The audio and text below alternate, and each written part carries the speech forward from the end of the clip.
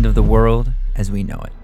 While originally part of early religious texts, the concept of a world-ending event has become pervasive in modern-day society and media, leading to an entire genre of literature and films. Whether the threat is from space, another dimension, nature itself, or from humanity's own hubris, this genre has a soft spot in my heart, and at best, provides an epic spectacle, or at the very least, some good laughs. No, we are just inside the moon. That might be the greatest sentence anyone's ever said. But this isn't my favorite genre. It's what comes after, the post-apocalypse. What happens to humanity after the world has ended? Are there survivors? How do they live? And what does society become? I'm Astergaard, and together we are going to explore how Arc Raiders has perfected the post-apocalyptic experience. The post-apocalyptic genre of media has gripped the world for centuries, with literature as early as the 1800s telling stories of a lone man surviving in a desolate and dead world. Darkness, a poem by Lord Byron, and The Last Man by Thomas Campbell are some of the earliest examples of this. But technically, you could say that Judaism and Christianity have been telling a post-apocalyptic story even older than that. In fact, all religions, probably some that have been lost to time, have some mention of an impending doom. Some might argue that we are currently living in a post-apocalypse, with the story of Noah surviving the Great Flood and everyone who's come after. While this type of story has been prevalent all through history, it's become even more popular and, dare I say, profitable in the last couple of decades. Technological apocalypses like the Terminator dominated the box office, and then the advent of zombie media shook the entertainment industry with such magnitude that we are still struggling to recover. And then just this year, a game was released that has taken the genre to another level, and I can't stop playing it. The game is Arc Raiders, and the question is, why do I love this game and genre that can be so frustrating and depressing so much? The other day I was talking to a friend about what we would do if there was a nuclear attack on our country. Bleak, I know. I had recently read The Road by Cormac McCarthy and was staving off depression and recovering from what is an overall terrifyingly hopeful experience. If you haven't read it, you should, and I'll avoid spoilers for now. In the world of The Road, you don't have a clear vision of why the world has ended, only that it was caused by mankind and most likely due to nuclear warfare. The main characters are a man and his son, who do their best to survive in a desolate wasteland that is the United States, while heading to the coast, telling themselves it will be better there. They encounter various groups of people, all doing what they think is necessary to survive, whether that's stealing resources, avoiding contact with other survivors, or creating a blood cult and adopting cannibalism. Every person adapts in whatever way they feel is best, however morally corrupt it may be. My friend said that if they knew a nuclear missile was on its way, they would want it to land right on top of them. I was taken aback by this response. Wouldn't you want to survive? To what end, they said. If the world has ended and all that's left is pain, what would you even be surviving for? Maybe many of you feel similarly. And the more I've read and watched, the more I realize this is a prevalent thought in the world. But it's one I had never had. For some reason, for as long as I can remember, when faced with the concept of a world-ending event, I think about what it would take to weather the storm and then rebuild society. Today we are canceling the apocalypse! Or at the very least try. But why would I want to survive? Honestly, I don't know if I have an answer. And this is exactly why I believe that post-apocalypse stories are so powerful. They push us to ask questions of ourselves, of our humanity, and of our morality. What really matters? Why does it matter? And who are we really when all the cards are on the table? This nuance, this gray area, opens the door for stories that feel grounded, gritty, and real. Oh, apparently. Pew, pew, pew, pew. Oh, fuck. I've never seen that emote. In Arc Raiders, you play as a raider, a survivor of an apocalypse of unknown origin. What you do know is that the world is now ruled by Arc, a variety of autonomous machines that have one directive: kill any human they detect. Humans have been pushed underground, and while they are able to live in relative peace, resources are scarce, and so trips to the surface are necessary to acquire much-needed materials. As a raider, you brave the surface world, facing the Arc, who attack with precision and in high numbers. They are difficult to handle, but once you have good enough equipment and a strategy, they can be manageable. Now, if this was all the game was, it would be fine, but not revolutionary. Embark Studios' original vision of the game was a PvE looter shooter, where you just fight the Arc and collect loot. And at the end of the day, they said that it was, and I quote, not fun. So what did they do? They incorporated the mechanics of a less popular game type called an extraction shooter. If you're watching this video, you probably already know what that is. But if you don't, it's where you enter a map, search for loot, and then try to escape before getting killed by another player. If you die, you lose everything you found and any equipment you brought with you. On the surface, a very brutal gameplay loop. Extraction shooters have been enjoyed by a specific community of pretty gritty gamers, but it has not found success in the gaming industry as a whole. And yet somehow, on launch day, Arc Raiders had over 264,000 concurrent players on Steam alone, not taking into account console players on Xbox and PlayStation, making it one of the biggest extraction shooters ever made, and it's competing with more traditional shooters like Battlefield, which ironically enough, the development team for Arc Raiders used to work at DICE making the Battlefield games. So why is this happening?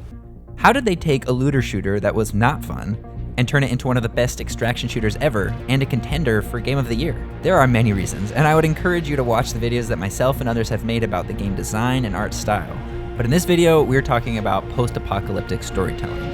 And the reason Arc Raider sticks with us is the same reason that games like The Walking Dead or movies like Snowpiercer do. They invite us to explore the extremes of the human condition. In the book series, The Three-Body Problem by Cixin Liu, the world is faced with an impending alien invasion. Sorry for making so many recommendations about what to read and watch, but you should definitely check out these books. There is a theory presented in the second book of the series that proposes an idea very relevant to the gameplay and storytelling of Arc Raiders. Now, this is a spoiler warning, so for those of you who haven't read the books and want to skip ahead, now is the time. Ready? Okay. The theory is the Dark Forest, which incidentally is the title of the second book. The situation in the book is that there is an alien race on its way to Earth. The home planet of these aliens is practically unlivable, and Earth was naive enough to send out a signal into space looking to communicate with extraterrestrials. Through this communication, the alien race acquired the location of Earth and sent a fleet of ships to conquer the planet in an attempt to save their own species. The aliens, more advanced in every possible metric, are a seemingly insurmountable foe for humanity to face. But one man discovers a countermeasure that stops the invaders in their tracks. He has figured out the location of the aliens' homeworld, and they still have a large population there. This man threatens to broadcast the location of the homeworld to the entire universe if the aliens move any closer to Earth. And it works, all because of the Dark Forest theory. Imagine you are a hunter in the woods, looking for an animal to kill to feed your family. You must stay hidden and decisive in your attack if you want to get your prey. But you are not the only hunter in these woods. There are hundreds, maybe thousands, and they could be anywhere. Maybe they are friendly, maybe they aren't. If you found another hunter, could you risk trusting them? If you fail and they kill you, your family will starve to death. But maybe you don't need to be the one to kill them. Maybe all you need to do is alert the other hunters to the location of your enemy. And surely, one of the thousands of hunters out there will be aggressive enough to take out any potential threat. This is the Dark Forest theory, that no matter how many nice alien species there are, all it takes is one to destroy your world. Broadcasting your location surely leads to death. Arc Raiders is a dark forest. You and the other raiders topside navigate a dangerous world. And while any one of them could be a friend, all it takes is one enemy for you to fail. This drama, this human experiment, creates an experience that feels completely unique and new. In most other extraction shooters, everyone is surely your enemy. There's no doubt that they are going to shoot. Therefore, it becomes less of a dark forest and more of a us versus them, which becomes a similar experience to your traditional shooter. But the introduction of the Ark, combined with the unknowable intentions of your fellow raiders, is what changes the game.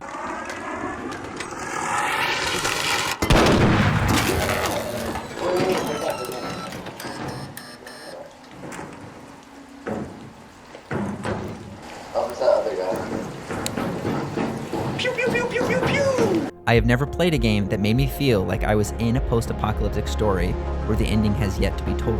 It's heart-pounding, stressful, and addictive. Will you attack first? Will you stay hidden? Will you fight the monsters? Or will you become a monster yourself? There is no good and bad, no moral code, just you and what you feel like you need to do to survive. If you want to go on a killing spree just because that's fun to you, you can.